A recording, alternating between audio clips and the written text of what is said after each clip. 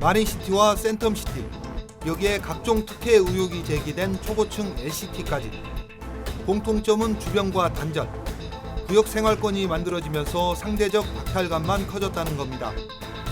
지역사회에서는 두 번 다시 이런 방식의 개발은 안 된다는 여론 형성과 함께 현재 사업이 진행 중인 북항 재개발 지역은 낙후된 원도심과 연계해 상생 효과를 내야 한다는 목소리가 높았습니다. 하지만 동구 지역 주민들은 기대감보다는 허탈감이 더 큽니다.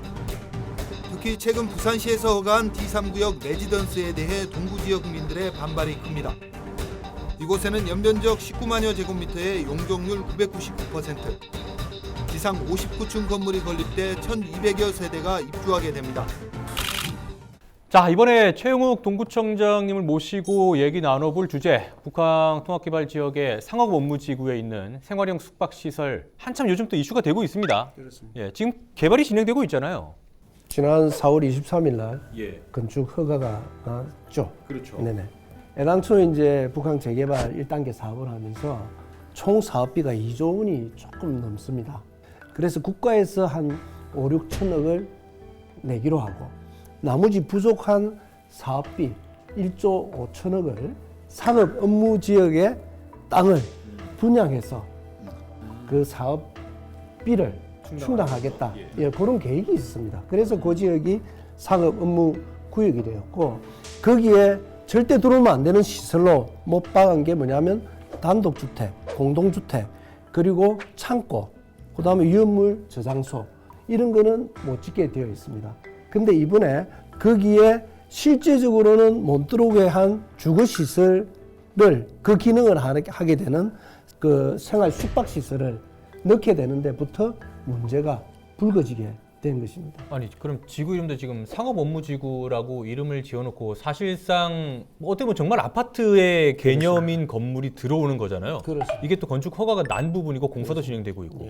이제 생활형 숙박시설이 들어오게 되면 이게 이제 그 주거용으로 전용될 고급 주거용으로 전용될 우려가 상당히 높습니다. 높습니다. 실제로 해양수산부에서도 그럴 가능성이 높으니 권장사항 최대한 상업지구의 당초 취지를 살릴 수 있는 방향으로 해달라라고 이렇게 그 공문을 보내왔습니다. 두 차례. 해양수산부에서 직접 공문을 보내왔는데 부산시에서 깡그리 무시하고 그다음에 동구청에서도 이렇게 이번에 D3 구역에서 했을 때 분명히 반대 의사를 밝혔으면서도 먹어버리고 공문으로까지 해서 그래서 왜 그런 공문을 난 보냈는지 약 올리려고 부산시에서 동구청과 해양수업 약 올리려고 제가 볼 때 약 오르지 이게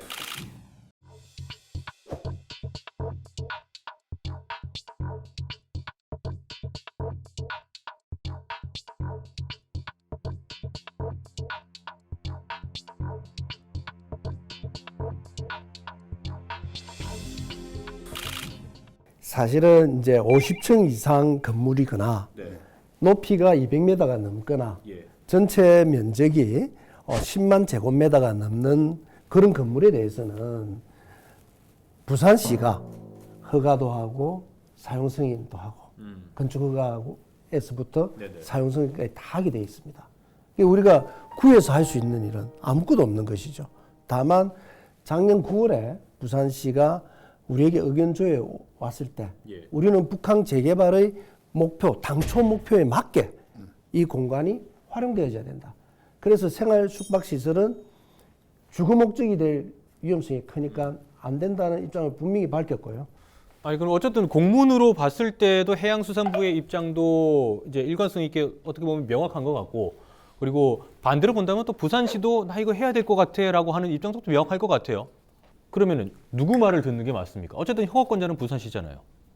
저희들은 그동안 한 6월쯤 건축 허가가 나지 않을까 이렇게 예상을 했었습니다. 6월 다음 달쯤에. 왜냐하면 단순하게 이제 해수부와의 의견 조율도 있어야겠고 저희들은 그 당시 국회의원 선거가 진행 중에 있었기 때문에 우리가 여기서 문제를 제기해 본들 아마 선거 이슈에 묻힐 수밖에 없지 않겠나.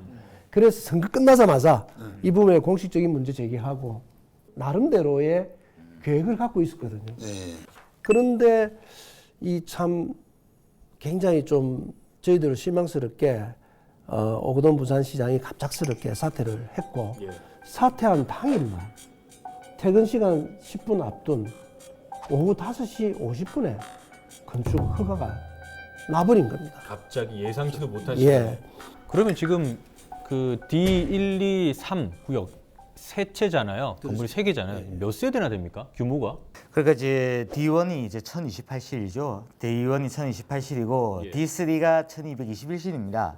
근데 제가 알기로는 D2가 지상 74층까지 올릴 수 있기 때문에 오히려 1000세대 훌쩍 넘길 수도 있죠. 잘하면. 그러면 이 생활인구 숙박시설은 건축법상의 숙박시설입니까? 일단은 상업시설 안에 들은 갑니다. 이쪽에 큰 범주로 보면 예. 이제 호텔 정도로 보고 있는데 네. 실제적으로는 이제 이게 분양은 호텔 네. 뭐 이런 개념이거든요. 근데 대부분의 이제까지 그 이런 생활 숙박 시설들이 주거 시설로 다 그렇죠, 맞습니다. 되어 진단된 문제가 있는 것이고요.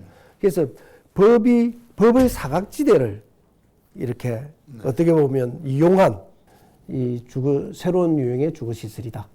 이거 김한식 기자도 지금 취재를 진행을 하고 있는데 이 레지던스의 높이도 상당히 높더라고요. 아, 그렇죠. 저희 어렸을 연세들이 좀 있으신 분들은 서울 가시면 어디 갔습니까?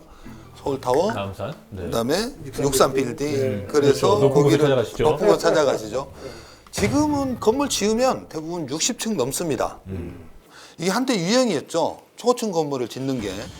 근데 이제 사람들이 이게 세월이 흐르면서 저런 건물이 우리 동네에 있는 게 과연 좋은 건가?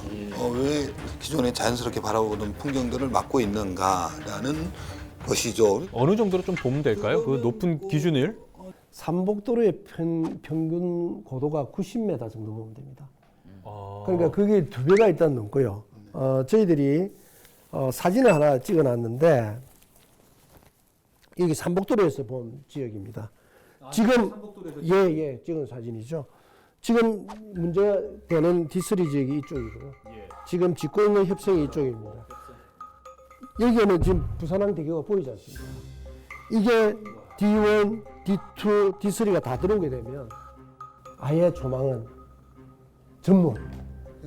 아니 삼복도로의 장점이 부산항을 볼 수 있다는 건데. 그렇습니다. 부산항과 바다. 그리고 이게 삼복도로 주민들로서는요 분통을 터뜨릴 수밖에 없는 게 그동안 30년 이상을 조망권 때문에 고도 제한에 걸려서 그렇죠, 맞습니다. 본인들이 재산권도 제대로 행사하지도 못하고 참아왔는데 실제적으로 이 밑에 초고급 아파트가 들어서면서 조망을 다 막아버리니까 이거는 지역 주민들로서는 정말 분통이 터지지 않을 수 그럴 없는 수밖에 일이죠. 없겠네요.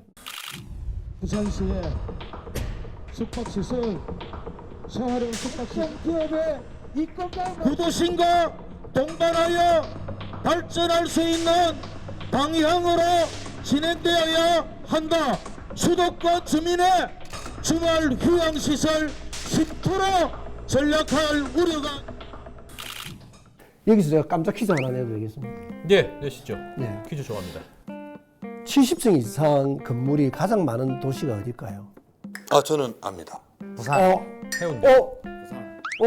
다 아시네요. 저 초고층 건물 화재 나가지고요. 네네. 예전에 화재 나서 그런 조사를 다 해봤습니다. 그래서 기자들 대부분 다 알고 있습니다. 정말 대단하십니다. 정말 그 부산이 서울보다 70층 이상 고층 건물이 더 많습니다. 아마 전 세계적으로 유례가 없는데요. 문제는 서울에 있는 초고층들은 대부분 업무 시설입니다. 그렇죠. 부산만 유독 주거용 시설이다. 주거용 시설이죠. 우리 마린시티 잘 아시지 않습니까? 마린시티는 편법용 주거 시설의 집대성한 종합 선물 세트 같은 곳이 마린시티입니다. 저번에 화제가 났던 우수진 골든 스테이트, 거기가 주거용 오피스텔이거든요. 실제적 아파트죠. 그런데 아파트면 놓을 수 없는 소각 시설을 주거용 오피스텔에 놓게 되니까 결국 거기서 화재 나가지고 큰 사고가 났지 않습니까? 공동주택이 갖춰야 될 기본적인 인프라는 면제받고 실제적으로 부동산 디벨로퍼들은 거기서 막대한 수익을 거두내는, 그래서 아파트보다 더 나쁜 시설이 저는 생활 숙박시설이라고 보고 있는 거죠.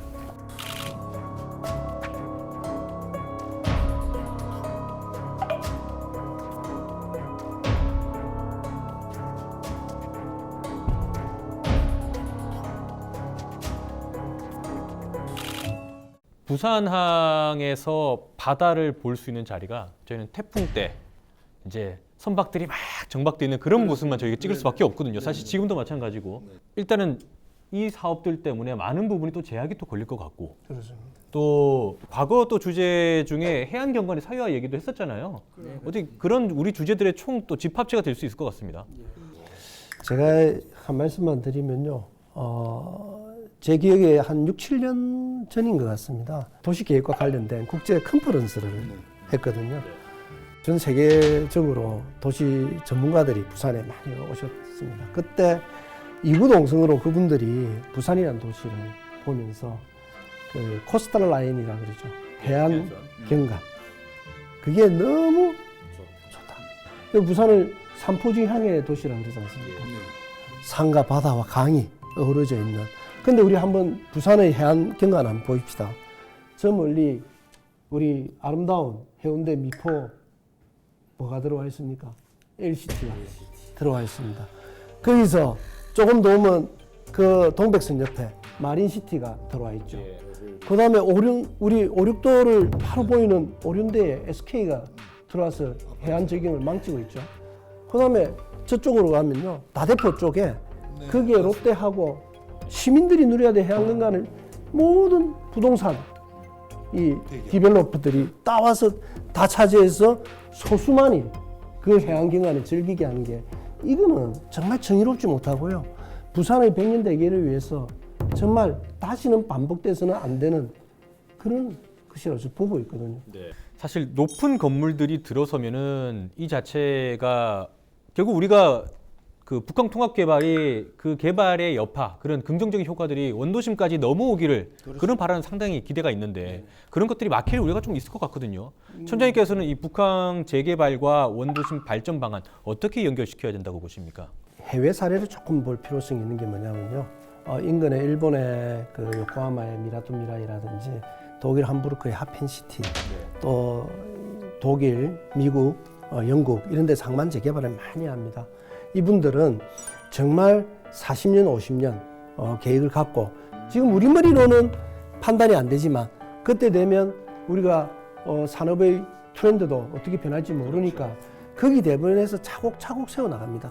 그래서 거기서 좋은 일자리들을 만들어내고, 그래서 지역 경제를 선순환시키 나가는 건데, 서울에 돈 많은 강남 사람들이 주말에 내려와서 요트 타고 해양 레저 스포츠 즐기고 그런 부자들의 놀이터로 만들어서는 일자리 창출도 안 되고, 또 그분들을 위해서 삼목도로에 있는 분들의 조망을 다 우리가 훼손당한다면 과연 누구를 위한 재개발이냐.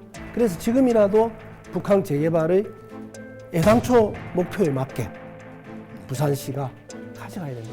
저는 그렇게 보고 있는 것입니다.